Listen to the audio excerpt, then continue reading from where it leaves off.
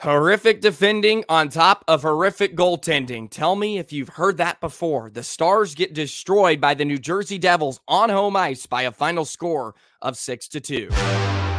You're Locked On Stars, your daily podcast on the Dallas Stars. Part of the Locked On Podcast Network. Your team every day.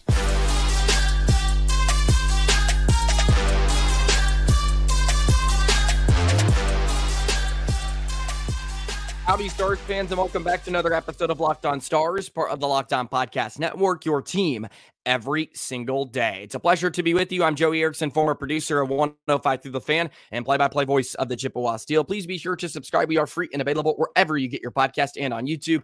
And as always, thank you so much for making us a part of your day and making us your first listen. What a terrible display from the Dallas Stars last night. They get ran out of the building by the New Jersey Devils and were horrific outside of the first 15 seconds of the game. We were hoping for some kind of response after the collapse in the third period against the Florida Panthers a few nights ago. And then we get that. We get an egg from the Dallas Stars, a wake-up call in game number 68 this season. The same issues, the same problems are reoccurring night in and night out. And today's burning question of Locked On Stars is when? When does it change? When do these problems finally get solved? Happy Friday, Stars fans. By the way, I hope the weekend will be much kinder to you than the first two games of this 5-game homestand for the Dallas Stars. Apologize for the later episode today. I needed to catch up on some sleep, collect my thoughts, and now I'm ready to spew fire on the horrible product we saw on the ice last night. And it continues to be the same things on a nightly basis. And I've pushed it to the side. I've pushed it down the road for the majority of this season. The defense is going to get better. Jake Oettinger is going to get in a rhythm. He's going to get his game back. And it just hasn't happened. It has not happened. And they should be building towards the playoffs. And they're going backwards. They've fallen to second place in the Central Division, which is not the most concerning part of last night or the entire season. I could give a rat's you-know-what about where the Stars at this point fall in the Central Division. They need to be playing good hockey. It is the middle of March, and something has to change. It has to change if they want to make noise, because frankly, the questions for this team are not answered on a Thursday night in March. It will be answered in game number 3 when they're down 2-1 in the first round, or game number 6 in an elimination game. Can they battle back? Where is the fight? Where is the response? And I could care less that the Stars lost last night. You are going to lose hockey games. It's the way they lost, which I have a problem with. Absolute no resistance whatsoever. And we've seen it way too many times this year. The opposition getting grade A looks, and I mean grade A. No one within a stick length on top of your netminder just pounding away at whether that's Jake Oettinger or Scott Wedgwood. And yes, Jake Oettinger has to make saves. He has to be better and make the hard stops more consistently. But when you just allow the opposition to get to your front of the net at ease, that is tough to ask your netminder to make saves like that constantly. You can ask him to make the routine saves. You can ask him to do that. But to make those difficult stops, more often than not, you're playing with fire. You're playing with fire, and it was on full display last night.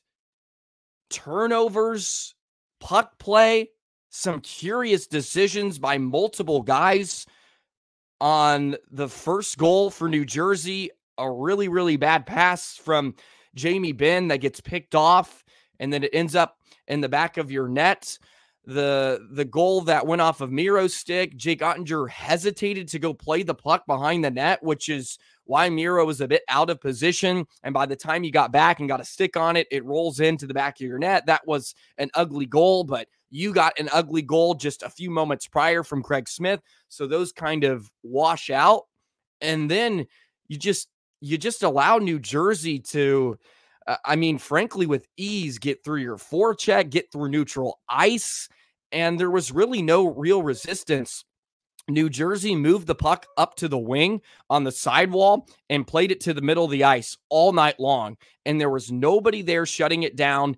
And New Jersey got out of their own zone cleanly, efficiently, and then their forecheck did the rest because the Stars defense could not handle it. And it's a microcosm of what's been happening every single night for the most part, or at least the same issues that are happening on a nightly basis. They get hemmed in their own zone for the go-ahead goal in the third period, or in the second period, from Mercer. Harley just loses Mercer on the wall, and then he gets to the front of the net and has a free look at Jake Oettinger. They just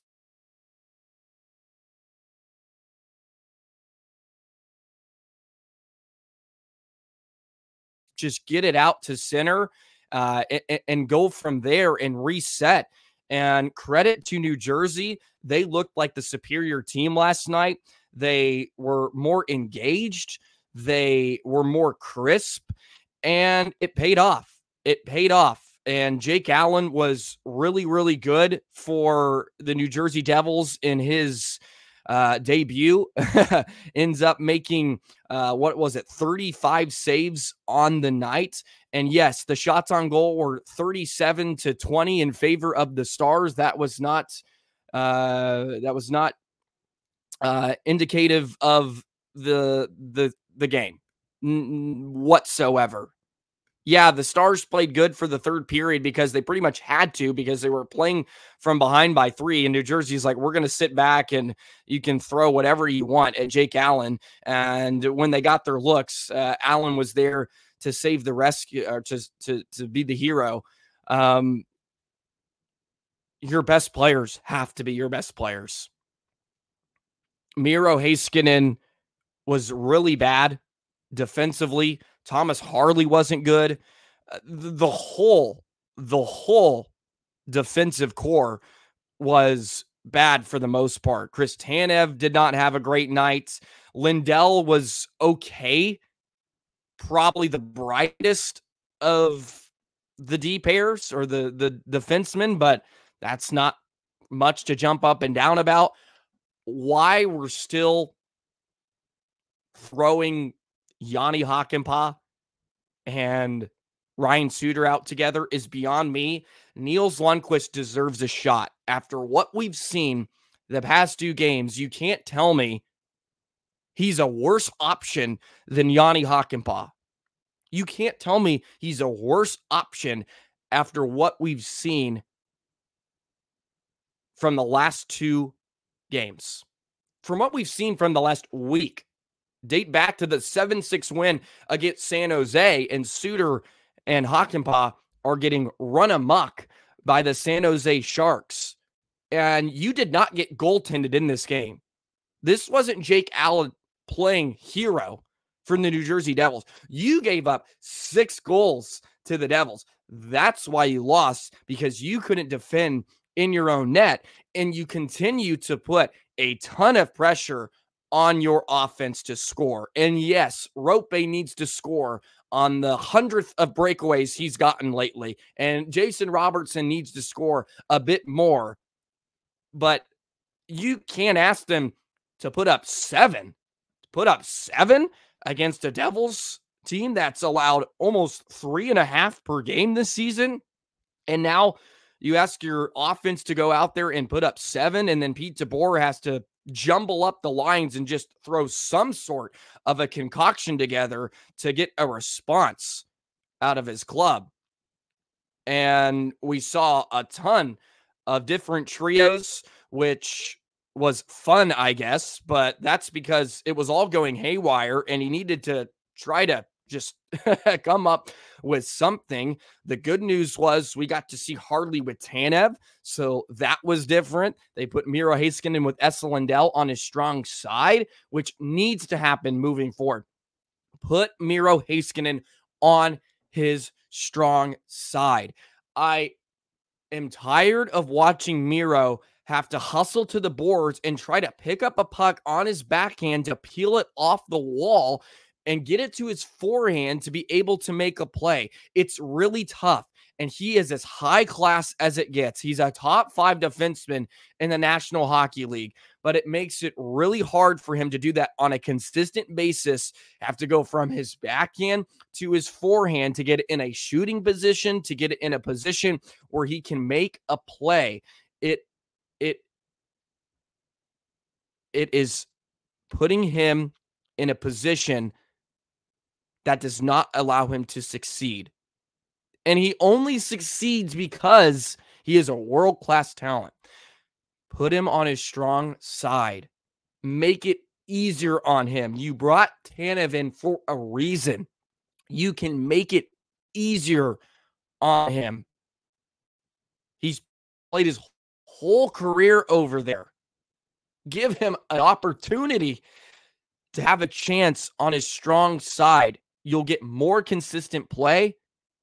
I bet you get more consistent shots on net, and it'll help out the defense in general.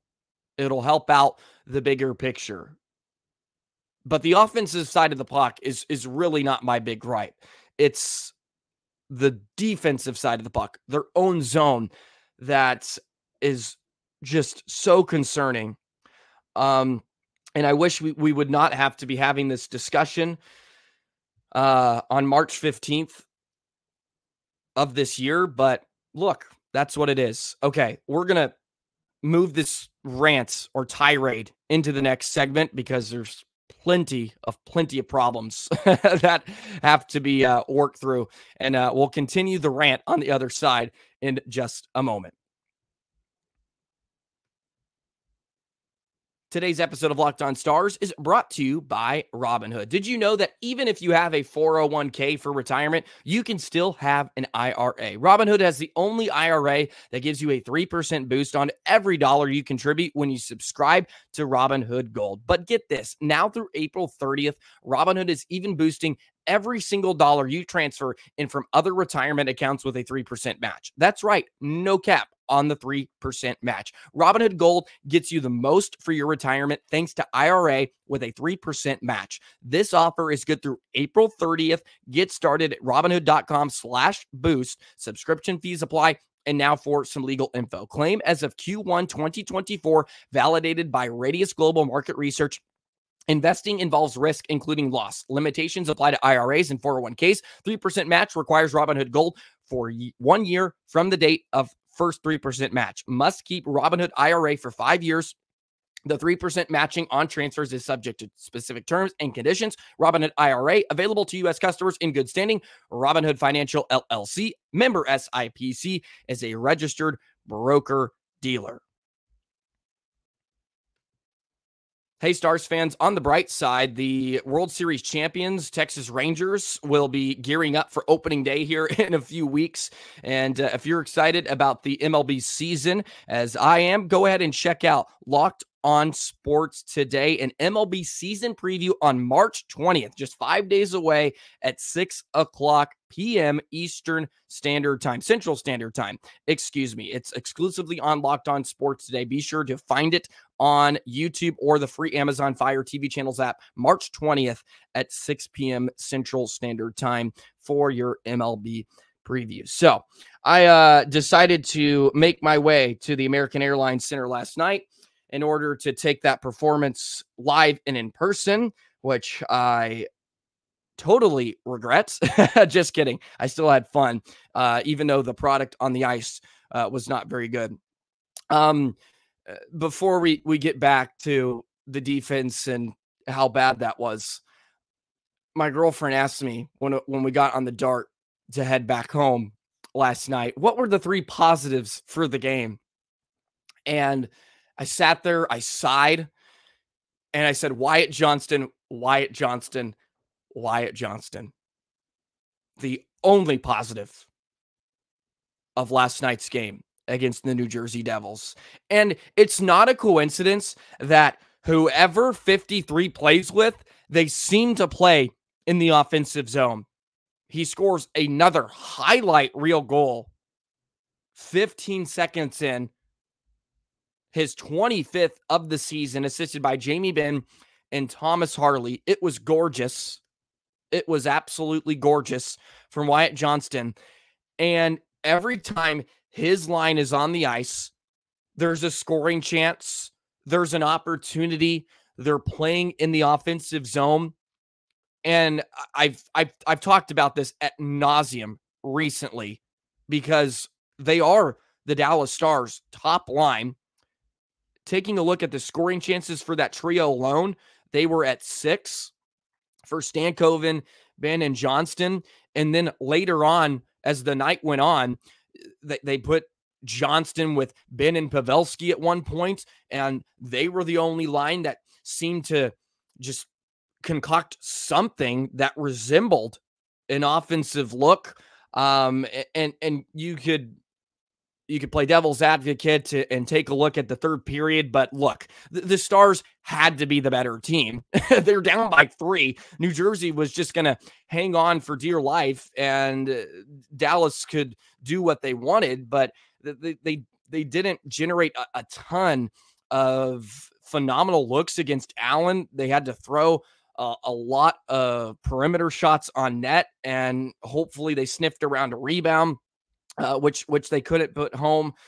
The power play did them no favors. They were 0 for 3 on the night in an opportunity to at least salvage something. If you're able to find something on the man advantage, you were disciplined. You didn't take a penalty, which was a good thing because we saw how that came back to bite them in the rear end. Against Florida in the third period. So you had the advantage there and just could not put a puck home. And they had good looks, and it just simply comes down to execution. Simply comes down to execution, right? And the power play has been better recently, but it really could have helped you out last night on a night where your defense was really, really poor. I just want to throw some of these numbers out to just back up what we're talking about here. Lindell and Tanev, taking a look at their game scores for the night. Lindell, minus 2.47. Tanev, minus 1.93. Miro Heiskanen, minus 1.72. Ryan Suter, minus 1.52. The only 2 defensemen, or actually the only, never mind. No defensemen were in the positives. I thought there was a few positives. Well, I mean, seems about right. Hakanpaa was the highest rated defenseman for the Stars, minus 0.53. Jani Hakanpaa with the highest game score. And that should tell you how the night went. When, right? When does it get fixed? And at this point, it's on Pete DeBoer. It's on the coaching staff to find something. This isn't new. Whatever is happening is not working, especially with the defense. And it's a combination of the forwards and defensemen. It's not just one person. They all have to be better. You have to be a 5-man group. You have to defend as a 5-man unit in the modern day NHL. You have to. And we put a lot of slack on the defense. We do. We put a lot of slack on them. And it's probably not always justified. It truly isn't. It truly isn't, because there are turnovers up front that lead to odd man rushes, and there's turnovers away from your own net that end up coming back to cost you. It's not specifically on one defenseman, even though we like to beat up on someone sometimes. It's a 5-man unit, and the Stars as a group are not good, on top of the goaltending being really, really poor. Jake Oettinger still has a save percentage under 900. He's giving up over 3 goals per game. And that's not going to get it done. It's not going to get the job done. And we're at the point where you have to just accept they're going to be really bad defensively, and they're going to get worse than average goaltending on a nightly basis. And you just pray, and round 1 of the Stanley Cup Finals, it all gets figured out. Right? I feel like that's the conversation we're going to be having in about a month. Well, hopefully Jake Oettinger shows up tonight. Hopefully this guy has a big night. Hopefully this pairing doesn't get destroyed. And just hope for the best.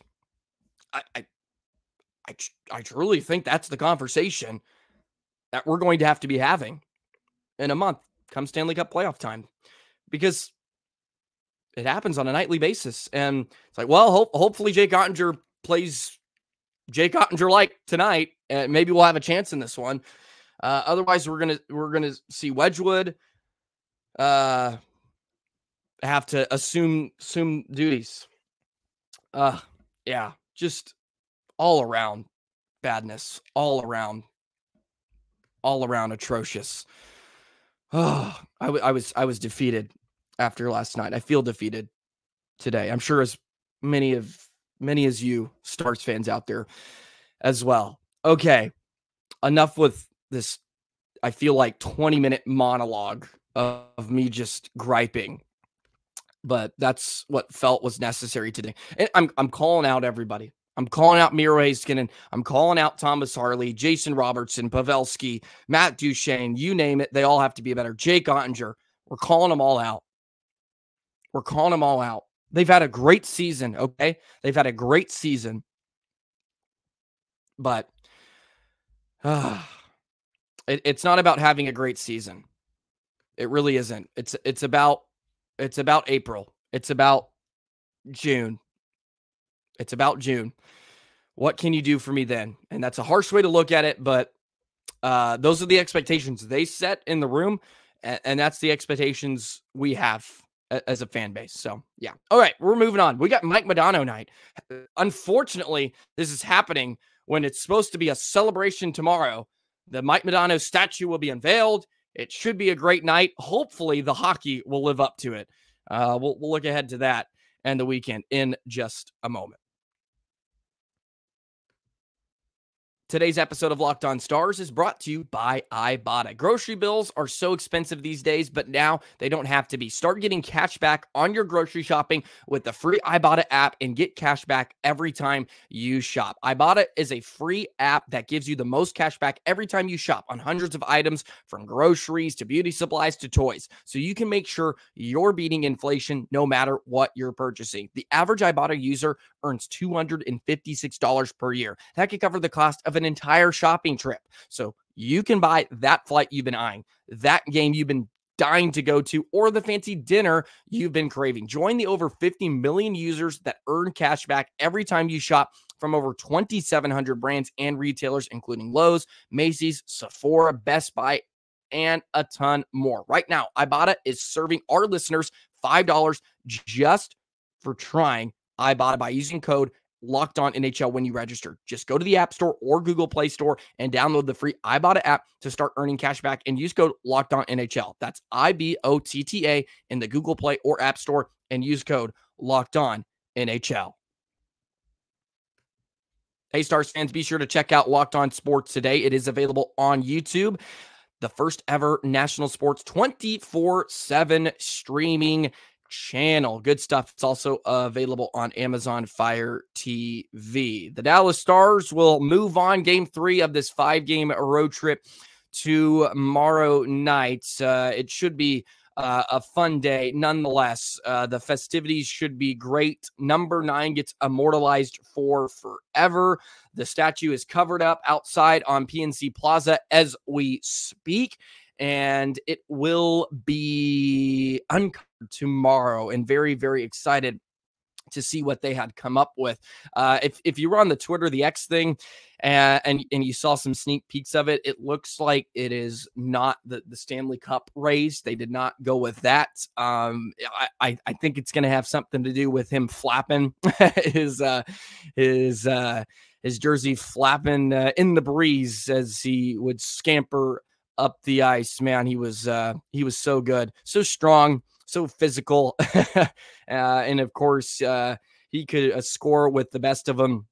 Should be a wonderful night. I believe the pregame festivities start around 4 o'clock. It does. Yeah. 4 o'clock. So if you decide to head out there to take it in live and in person, 4 o'clock is when the statue unveiling will be happening. And then later on the night, they will be taking on the Los Angeles Kings, a team that they have fared very well against, beat them 5-1. And then, of course, just beat them 4 not too long ago. Hopefully, we can get some resemblance of a Dallas Stars team that we have seen against the Kings this season, because they need it. And look, hopefully they turn this negative of the last week into a positive moving forward. Joe Pavelski mentioned after the game against Florida, maybe this is good for something like our group to go through. Maybe it's good that we're going through this and start to realize you can't coast anymore. You can't coast to a win. You can't coast to a win against San Jose, nonetheless, Colorado or Vegas or Vancouver, right? And maybe this is good that they're going through this now instead of later on down the road, because you don't have the margin for error to have these stinkers in a playoff series, because it can get out of hand in a hurry like we saw in the Western Conference Finals. So, Mike Modano night tomorrow. Pre-game festivities starting at 4 o'clock. Game time at 7 o'clock. Very, very excited to see what they come up with. We'll talk about it on Monday. We'll break down the game. We'll talk about the game on Monday, and hopefully we have a lot more positives to go about, other than Wyatt Johnston, who was the lone bright spot of the New Jersey game last night. Okay, I'm done. I'm done for this week. I'm defeated. I'm out of words and vocabulary to try to describe what has transpired. And I need to catch up on sleep and everything, I feel like, for next week. And yeah, that's where we're going to go. I'm all over the place. So I apologize for that. Hopefully you could bear with me in today's episode. We'll be back at it next week, Stars fans. Okay, we'll be back at it. Better things are ahead. I promise you, better things are ahead. Enjoy the celebration of number 9, Mike Modano, tomorrow. And next week, it's a clean slate and should be a wonderful, wonderful week. Have a great weekend. Enjoy the outdoors. Go do something outside. Enjoy the fresh air, even though I think it's going to rain the entire weekend in DFW. That's just how it goes. All righty. That's it. Enough of me ranting. We'll see you on Monday. So long, Stars fans.